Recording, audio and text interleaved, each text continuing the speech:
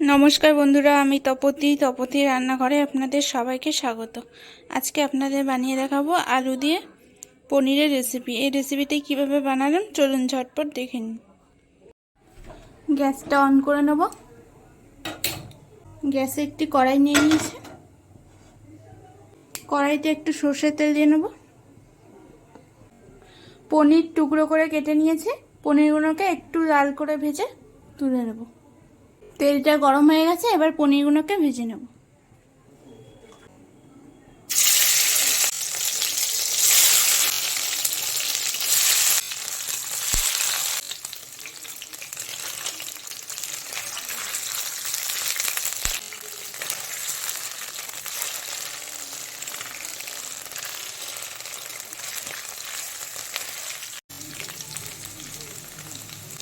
পনিরগুলো দেখুন ভাজা হয়ে গেছে, এবার পনিরগুলোকে তুলে নেব। এইভাবে সব পনিরগুলোকে ভেজে নেব।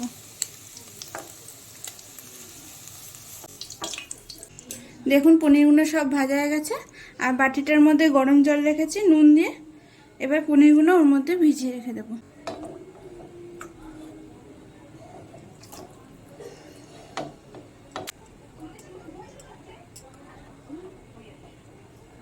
কড়াইয়ের মধ্যে আরেকটু সর্ষের তেল দিয়ে দেব। আর এই যে এখানে আলু ডুমো ডুমো করে কেটে নিয়েছি, এবার আলুগুলোকে ভেজে নেব।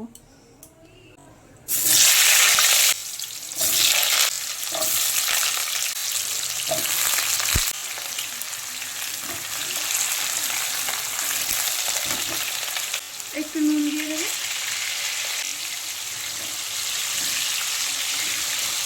এখন আলুগুলো ভালো করে ভাজা হয়ে গেছে, এবার আলুগুলোকে তুলে নেব।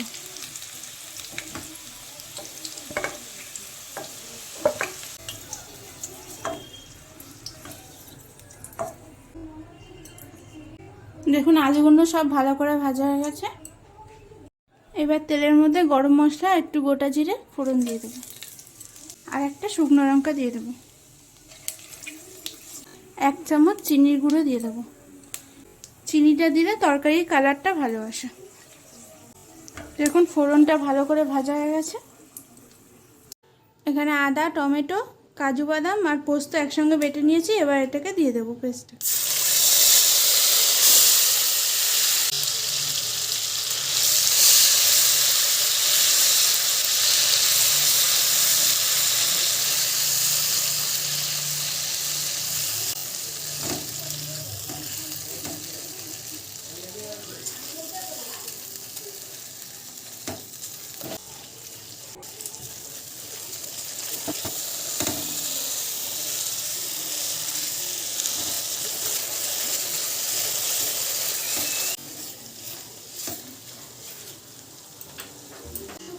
এক চামচ নুন দিয়ে দেবো, হলুদ গুঁড়ো 1 চামচ, জিরে গুঁড়ো 1 চামচ, লঙ্কার গুঁড়ো 2 চামচ। ঝালটা আপনাদের স্বাদ মতো দিয়ে নেবেন। দিয়ে একসঙ্গে মশলাটাকে একটুখানি কষিয়ে নেব। আর এই যে মশলা বেটে রেখেছিলাম তার জলটা একটু দিয়ে দেবো। দিয়ে মশলাটাকে ভালো করে একটু কষিয়ে নেব।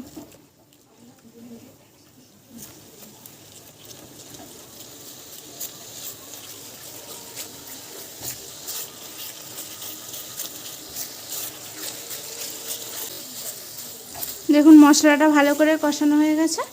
ওই যে মশলা দিয়ে তেল ছেড়ে দিয়েছে। আর এই যে ভেজে রাখা আলুগুলো এবার দিয়ে দেবো। দিয়ে আর একটুখানি মশলার সঙ্গে আলুটাকে ভালো করে একটু কষিয়ে নেব।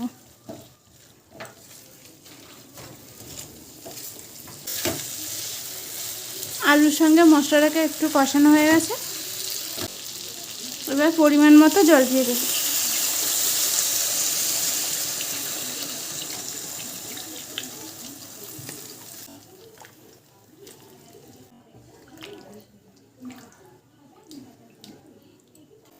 ঢাকা দিয়ে 2 মিনিটের জন্য রান্না করে নেব। 2 মিনিট পর ঢাকাটা খুলে নেব। আর যে পনিরগুলো ভিজিয়ে রেখেছিলাম তা জলটা ফেলে দিয়েছি, এবার পনিরগুলোকে দিয়ে দেবো।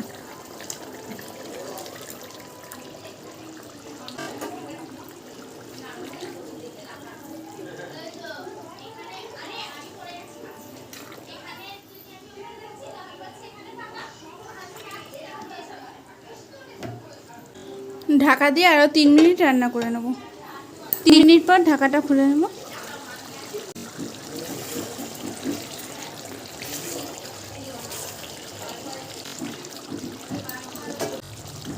ওপর দিয়ে একটু গরম মশলার গুঁড়ো দিয়ে দেবো।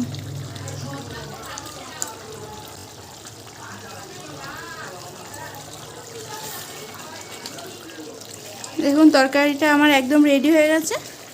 এবার তরকারিটাকে নামিয়ে নেব।